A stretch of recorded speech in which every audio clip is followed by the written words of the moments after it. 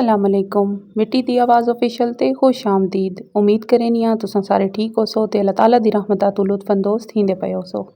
ज़िंदगी गुजारन दा तरीका ना ही कोई किताब सिखा सकदी है ते ना ही कोई इंसान सिखा सकदा है। ज़िंदगी सिर्फ तजर्बात दा नां है ते तजर्बे जेह्ड़े हिन बाज़ दफ़ा बहुत तलख तजर्बे होने ते बाज़ दफ़ा बड़े खुशगवार तजर्बे होने। इया ज़िंदगी है। इंसान नूं जिल्ले हिक सट लगदी है तां इंसान सिखदा है कि हुण इस तों सबक सिक्खना है ते जेह्ड़ा इंसान उस सट तो सबक नहीं सिखदा तां ओह् दूजी सट कण अपने आप नूं त्यार समझे। बाज़ लोग बुढ़ापे तक भी सबक कोन सिखदे यानी ज़िंदगी नहीं समझेंदे ते बाज़ लोग जवानी दे विच भी ज़िंदगी नूं परख घेंदे कि असां ज़िंदगी किन्ने गुजारनी है। असां तां बहुत वड्डियां वड्डियां सट्टां खादियां इस वजह तो सानूं बहुत जल्दी पता लग गया कि ज़िंदगी किन्ने गुजारनी है।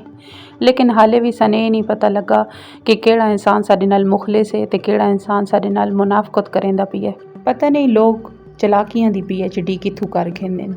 यानी नाल भी रावणा है ते खार भी खावनी है। रिश्ता भी नहीं निभावना ते दुश्मनी भी करनी है। मूँह ते होर ते दिल दे विच चोर होंदे ने। सारी जिंदगी संसारे वड्डा इ'यै आखेआ है कि अपना दी गल दा बुरा नहीं मनींदा होंदा। अपने इन्ने करे ने अपने उन्ने करे ने अपने सारे फायदे कण गल करे ने। लेकिन उन्होंने शायद अज तक ये नहीं पता लगा कि असल बुरी गल तो लगदी अपने दी है। पराए दा केह् है? पराए दा सानू केह् वास्ता है कि पराए दी गल नूं असां माइंड करसां। अपने नूं पता होंदा है ना कि कित्थे कमज़ोर है इंसान कित्थे सट मारनी है। अपना उसे जां ते सट मरेंदा है। सैरी वाले थोड़े सारे भांडे पे सारां तो पहले मैं अज भांडे धोते ते उस तो बाद मैं खमजीरा पीसां। राती झप के रखेनियां जा ते वल्ले हिक गिलास खमजीरा छाण के ते पीनियां जा। इसदे बहुत सारे फायदे न। साडी ज़बान जिसनूं खमजीरा आखदे न लेकिन बाज़ हाइयां ते इसनूं पनीर फली भी आखदे न।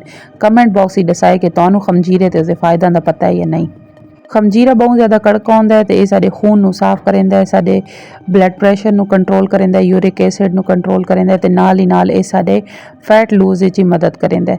तो इस वजह तो खमजीरे का इस्तेमाल अपनी लाइफ में ज़रूर करना चाहिए। अक्सर लोगों नूं गर्मियां दे दाने निकल पौने उन्होंने चाहिए कि वह तकरीबन 2 तो 3 महीने लगातार खमजीरा इस्तेमाल करें तो ये उन्हां दी हर तरह की एक्नी खत्म थी वैसी। जिसम ते निकल वाले दाने फोड़े हर शे खत्म थी वैसी। खमजीरा हर किस्म की स्किन एलर्जी का बेहतरीन इलाज है तो ये साडे शुगर लैवल नूं कंट्रोल करेंदा है। लेकिन खमजीरे नूं झप के पीण नाल ज़्यादा फायदे हैं। अगर अस खमजीरा यार सुक्का इस्तेमाल करां तो खमजीरा बहुत ज़्यादा गर्म होंदा है तो वह साडे मैदे नूं नुकसान पहुँचा सकता है। मियाँ वाली दे ज़्यादातर घरां दे विच सैरी दे टाइम देसी घी वाली चूरी बनदी है। लेकिन साडे घर कोई चूरी खांदा है तो वह भी कैं ले बनदी है यानी हफ्ते दे विच एक दफ़ा बनदी है। ते सारे घर ज़्यादातर पराठे खवीने ते पराठे दे नाल सालन ते देसी घी इस्तेमाल थींदा है। लेकिन अगर कहंदा हाँ होवे तो अंडा भी बन वेंदा ऑमलेट भी बन वेंदा वह वैरायटी चलदी रहिंदी है। लेकिन जेह्ड़ी नी रात दे टाइम चावल बन वैन उस नी अक्सर सैरी दे टाइम सालन को नहीं होंदा। मत उस नी अंडा नाल गुजारा करना पौंदा है या दही नाल गुजारा करना पौंदा है। साडे घर दही तो डेली होंदी है ते जेह्ड़े नी सालन ना होवे तो उस नी अंडे बनावना मजबूरी थी वेंदा है। तो अज मैं पराठे बनांदी वेनी आं नाल गरम गरम पराठे हर कैं नूं देंदी वेनी आं। सैरी का टाइम बहुत थोड़ा होंदा है इस वजह तो हर कम जल्दी जल्दी थींदा पिया होंदा है। लेकिन अज मैं सोचा कि तुहाडे कण ये व्लॉग भी कैप्चर कीता वने ताकि तुसां मेरी सैरी दी रूटीन भी देख सको। अगर तुसां मेरे चैनल ते नवे आए हो तो मेरे चैनल नूं सबसक्राइब करो जा बैल आइकन नूं प्रेस करो ताकि मेरी हर नवीं आउण वाली वीडियो सारां तो पहले तुहाडे तक पहुँचे ते तुहानूं मेरा चैनल लभना ना पवे। छोटा जिहा एक मैसेज देना चाहनी हाँ कि कुरान दा हिक वर्का पढ़ना कुरान न पढ़न तो बेहतर है। एक नमाज पढ़ना बेनमाजी होवन तो बेहतर है। ते थोड़ा जिहा सिर ढांपना सिरों नंगे होवन तो बेहतर है। यानी कि छोटी छोटी जड़ी नेकियां हैं वह गुनाह तो बेहतर हैं। तो अल्लाह ताला कुरान पाक दे विच फरमाने कि इंसान जेड़ा मेरे डई टुर के आंदा है तो मैं उस डई भज के आना। इंसान अगर मेरे डई हिक कदम चैंदा तो मैं उस डई 2 कदम चैना। यानी कि अल्लाह ताला साडी तौबा दे इंतज़ार विच होने। कुरान पाक दी आयत है वइज़ा सअलक इबादी अन्नी फइन्नी क़रीब।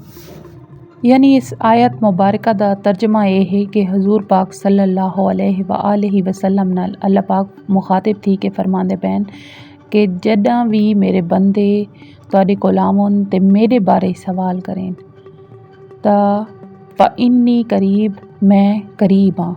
यानी अल्लाह ताला इतनी देर ही सब्र नहीं किया कि हजूर पाक सल्लल्लाहु अलैहि वसल्लम नूं आखेन कि तुसां उन्हां नूं दसो, बल्कि अल्लाह ताला आप जवाब दिता है गल दा कि जदां भी जिस टाइम भी बंदे मेरे बारे पुछसन तो मैं करीब हाँ। यानी अल्लाह ताला तो साडे इतने करीब हैं, अल्लाह ताला तो साडी तौबा दे इंतज़ार च हैं। खुदारा दुनिया दे पिछू न भजो, लोगों नूं खुश न करो, बल्कि अल्लाह ताला दे करीब थी वो ते वत तुसां दिखाए कि अल्लाह तुहाडी किन्ने मदद करे ने। ਇਹ ਕੁਝ ਫॉलोवर ਦੀ ਰਿਕੁਐਸਟ ਤੇ ਅੱਜ ਅਸਾਂ ਆਟਾ ਵੀ ਮਲ ਕੇ ਦਿਖਾਣੇ ਪਿਆ, ਕਿਉਂਕਿ ਕੁਝ ਮੇਰੀਆਂ ਭੈਣਾਂ ਆਖਿਆ ਕਿ ਸਾਨੂੰ ਆਟਾ ਨਹੀਂ ਮਲਣਾ ਆਉਂਦਾ ਸਹੀ ਤਰੀਕੇ ਨਾਲ। ਕਹਿ ਆਖਿਆ ਸਾਡੇ ਆਟੇ ਦੇ ਚ ਰੋੜੀਆਂ ਬਣ ਵੈਣੀਆਂ, ਕਹਿ ਆਖਿਆ ਸਾਡਾ ਆਟਾ ਨਰਮ ਨਹੀਂ ਹੁੰਦਾ, ਸਖਤ ਰਾ ਵੈਂਦਾ, ਪੇੜਾ ਨਹੀਂ ਬਣਦਾ। ਤਾਂ ਅੱਜ ਅੰਮੀ ਕੋਲ ਆਟਾ ਮਲਵਾਉਂਦੇ ਪਿਆ ਤੇ ਲੋਕਾਂ ਨੂੰ ਦਿਖਾਉਂਦੇ ਪਿਆ ਕਿ ਆਟਾ ਮਲਣਾ ਕਿੰਨੇ ਹੈ। ਥੋੜਾ ਜਿਹਾ ਫਾਸਟ ਕੀਤਮ ਲੇਕਿਨ ਦੇਖ ਹਿਨੋ ਕਿ ਆਟਾ ਮਲਣਾ ਕਿੰਨੇ ਹੈ। ਪਹਿਲੇ ਥੋੜਾ ਥੋੜਾ ਪਾਣੀ ਘੱਟ ਕੇ ਤੇ ਆਟੇ ਨੂੰ ਲੋ ਕੇ ਤੇ ਰੱਖਣਾ ਚਾ। साड़ी जुबान तो आटे लो के रखना आदन, तुहाडी जुबान जेशी आदन वो कमेंट ही दसा है। ते रूम टैंपरेचर ते पानी किदा होया, ना ही गर्म पानी है ना ही ठंडा पानी है, रूम टैंपरेचर वाला पानी है। ते 20 मिनट आटा लो के रखने तो बाद आटे नूं चंगी तरह मुक दे के मलना चा ते बाद उस तो बाद आटा फ्रिज च रखना चा। ये आटा अगर 2 दिन भी इस्तेमाल करो तो जेले पेड़ा बनाए सो तो रोटी इजी नरम ते सोहनी पकसी। आटा मलण करण बहुत ज़्यादा मेहनत ते हिम्मत चाहिदी होंदी है। इन्ने आटे ने मलींदे कि 2 मुक्कन दे के ते आटा रखो चा, बस आटा संभल के दे। अज मैं वाशिंग मशीन लावनी आई, जल्द वाशिंग मशीन लाउण करण आई तो पता लगे कि इसका डायलर ख़राब है। डायलर तो बगैर तो मशीन चलती नहीं। वत मैं इन्हें किया, मैं आख्या आप हिम्मत करा बजाय से कि इलैक्ट्रीशियन का इंतज़ार करा। बाजारों भरा भेज के ते नवा डायलर मंगवाया, डायलर मंगवा के ते चेंज कीतम चा ते मशीन अलहमदुलिल्लाह चल गई है। अज बहुत सारे कपड़े जमा हैं तो कपड़े धोते चा, कपड़े धो के ते हुण सुकाउण कण घतेंदी पईयां। धुप बहुत तेज़ निकली हुई है तो कपड़े झाटे सुक वे सन। अज दे दिन मैं अफतारी की कोई रेसिपी कैप्चर ना कर सकी, क्योंकि अज काम बहुत ज़्यादा है तो टाइम बहुत थोड़ा रह गया है। इस वजह तो मैं जल्दी जल्दी काम मुकाउण की कोशिश की है। कपड़े सुक गए हैं, सारां दे कपड़े अपनी अपनी अलमारियां पहुँचा के ते हुण मैं अम्मी दे कपड़े इस्त्री करे नहीं पईयां। कमेंट बॉक्स में ज़रूर दसाया करो कि तुसा मेरी तू नवी केड़ी रेसिपी सीखना चाहते हो, या मैं केड़ी ऐसी शै नवी शेयर करा जेड़ी तुसा मेरे चैनल ते देखना चाहते हो। तो मैं इंशाल्लाह कोशिश करे कि मैं उस टॉपिक ते वीडियो बनावा। जिन्हें माँ प्यो की दौलत ते जायदाद औलाद नूं विरासत मिलती है तो उन्नी यार होर शैयां भी औलाद नूं विरासत मिलदियां। तो ये मैं डिठा है कि जिहड़ियां मावां मेहनत करन वालियां होंदियां उन्हां दी औलाद दे विरासत दे विच भी मेहनत आंदी है, यानी औलाद नूं भी उन्नी यार मेहनत करनी पौंदी है। सानू हमेशा अपने कण मेहनत करनी चाहिए ते अपनी ज़ात दे खैर खा बन के रहना चाहिए। दूजां दे नाल जितनी भी इंसान वफा कर गए ने, जितनी भी दूजां कण इंसान कुर्बानियां दे गए ने, दूजे वो तुहाडा सारा खलूस एक दिन तुहाडे मुँह ते मार के वेने। अब्बू आदे होंदे हन कि अपने आप नूं इतना मजबूत बनाओ कि कोई तुहानूं आदा रहे कि मैं शेर हाँ, मैं शेर हाँ, मैं शेर हाँ, तो न मनाए उसी गल। जेल्ले तुसा न मने सो उसदे शेर होवन तो इनकार करे सो तो हिक दिन तुहाडे अगू कुत्ते रित भौंकण लग वेसी। क्योंकि अगर इंसान कमज़ोर थी वने तो दुनिया मजीद सानू तरोड़न ते लग वेंदी है। दुनिया आदि असां इसनूं चित के ते तू लंघ वेना, लेकिन जिले इंसान मजबूत रहिंदा है तो दुनिया जिहड़ी है वो साडा कुछ नहीं बिगाड़ सकती। मैं अपनी वीडियो के जरिए ना ही कहते तबसरा करन आई हाँ ते ना ही कहनूं नसीहतां करन आई हाँ, बल्कि मैं उन्हां लोगों कण मोटिवेशन बनना चाहनी हाँ जिन्हां लगता है कि साडा सब कुछ ख़त्म थी गया है। मैं सिर्फ इतना आखेसां कि उठीवो ते दोबारा तो शुरू करो। इंशाअल्लाह एक दिन असां ज़रूर कामयाब थेसां। अल्लाह ताला साडी मेहनतां नूं देदे पैन। जिहड़ा इंसान मेहनत करेंदा है उसकी मेहनत किदाई भी ज़ाया नहीं वेंदी।